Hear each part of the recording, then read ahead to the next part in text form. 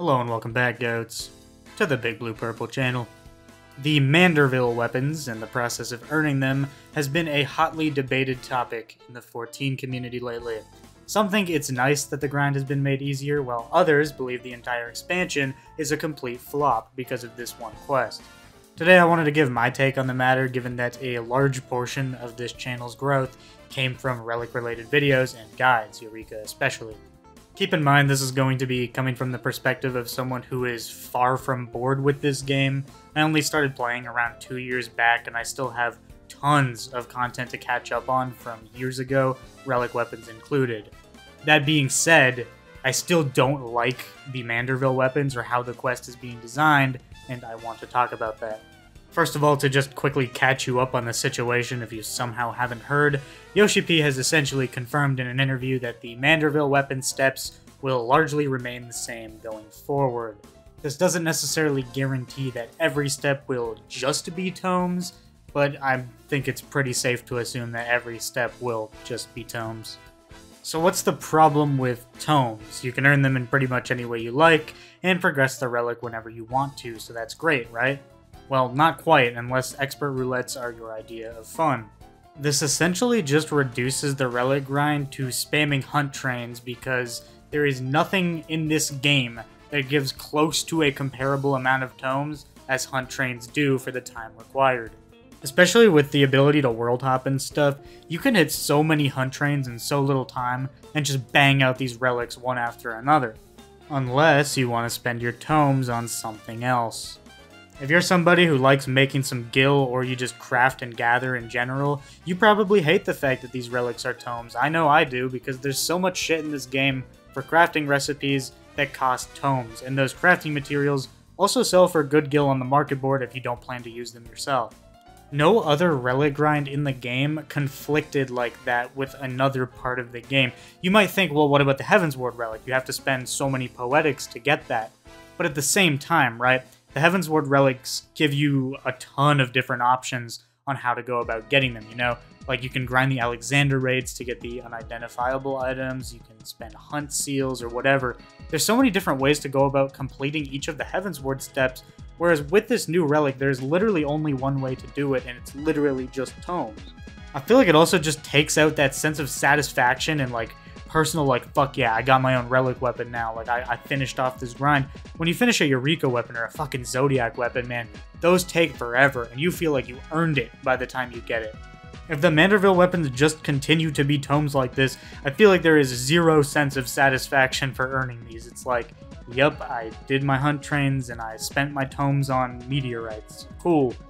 Honestly though, worst of all, I think the thing that just bothers me and irks me the most about this relic weapon is it doesn't incentivize you to do anything in this game that should be incentivized. I feel like I think of so much content that's already completely irrelevant. Asphodelos normal mode. Has anyone here, like, been into Asphodelos normal mode since, like, a year ago?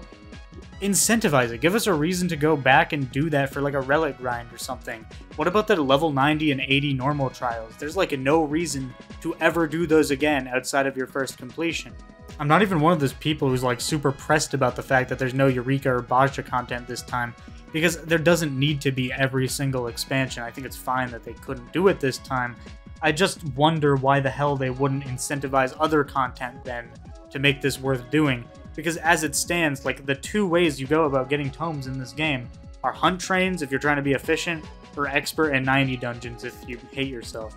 Never did I expect to sit here before you and tell you that I want bookstep back from the Zodiac weapons, but in comparison to this uninspired and lazy relic that we have now, I at least appreciate that the books were a unique menu. They had objectives that incentivized you to, like, party up with your homies and be like, yo, I need to do these fates, I need to run these dungeons, like, I need to kill these mobs around the world. Let's just shoot the shit, do a relic, chill out. But hey, I mean, if their goal was to create an entirely passive relic weapon that you would complete by accident, then they've nailed it. I really hope that one of the steps in this relic grind is going to be one of those stat allotment steps, similar to the Zodiac weapons and the animal weapons, you know, when you put the materia on the board, or the ether sand step. Because I did those relics, you know, in recent years, there's no reason to care about the stats at all, and I never got to play around with, like, oh, what would be the best stats for my job on this weapon? I want to be able to engage with that type of thing, and because, you know, this is the newest relic and the only relic I've gotten to do as current content, it's really sad that I don't get to optimize anything like that or play around with that. It's especially weird as someone kind of newer to the game, looking back at old relic quests where there's been a degree of consistency with how they operate. The Zodiac and the animal weapons are very similar grinds, I would say. The animal one is just way easier. And Eureka and Bajja are also, you know, basically the same idea. You have the instance content, and you have the grindy content that takes you back and makes you do content that you may have not even engaged with before. There's just no personality to this grind. There's nothing that makes it stick out. I think people will just remember it as the relic grind that sucked. But I don't want to just completely dog on the relic without giving, you know, a suggestion as to how I think it would be better.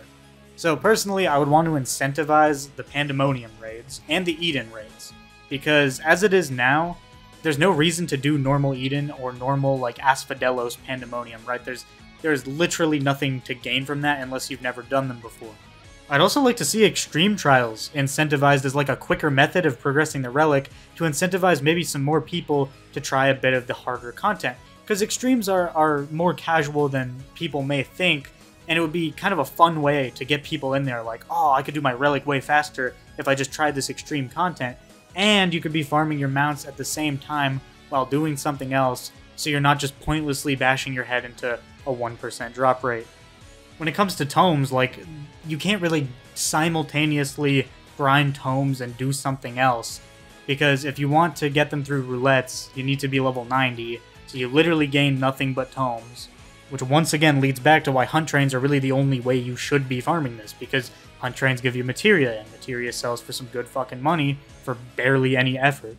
You also get sack of nuts from hunt trains, which, you know, lets you buy mounts and some cool glam stuff. I hadn't done hunts until this relic came out, so hey, at least, if nothing else, it incentivized me to be like, okay, well, I'll try hunts.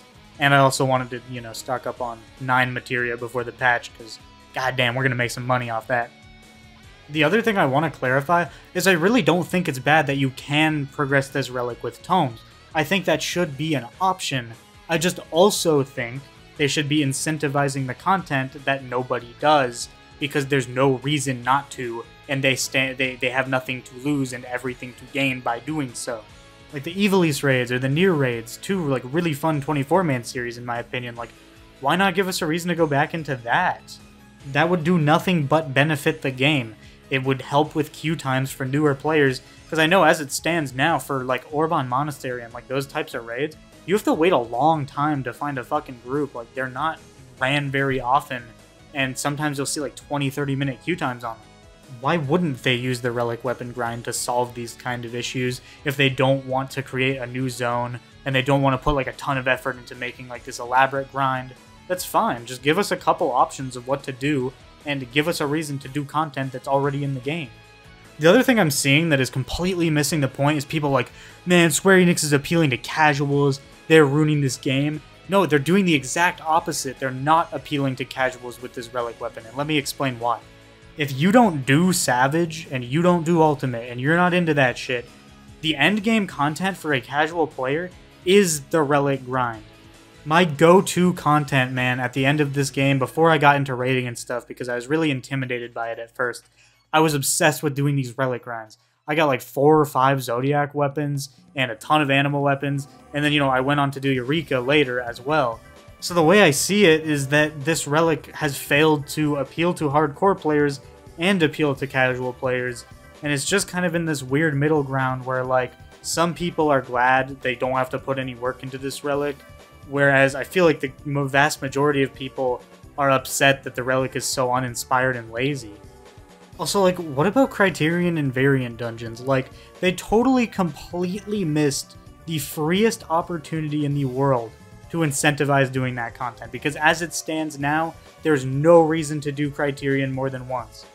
Another argument I see people bring up is that, oh, you need to do all of Hildebrand to work on this relic, so it's fine that it's just tomes. Like, the real grind is Hildebrand. This is really stupid for a few reasons. First of all, you needed to have completed the Evilise raids to unlock Bajja, but Bajja was still an entirely different part of the game with a shit ton of content. And the evil Easter eggs arguably take around the same amount of time as just doing Hildebrand. And if you're skipping the cutscenes in Hildebrand, dude, it takes like an hour to do all of it. It takes no time at all. Even as someone who didn't skip cutscenes in Hildebrand and actually enjoyed it thoroughly, it only took me a couple of days to do all of it. And that was with on and off hopping on the game, being like, oh, I'll do some Hildebrand, and then taking a break or whatever.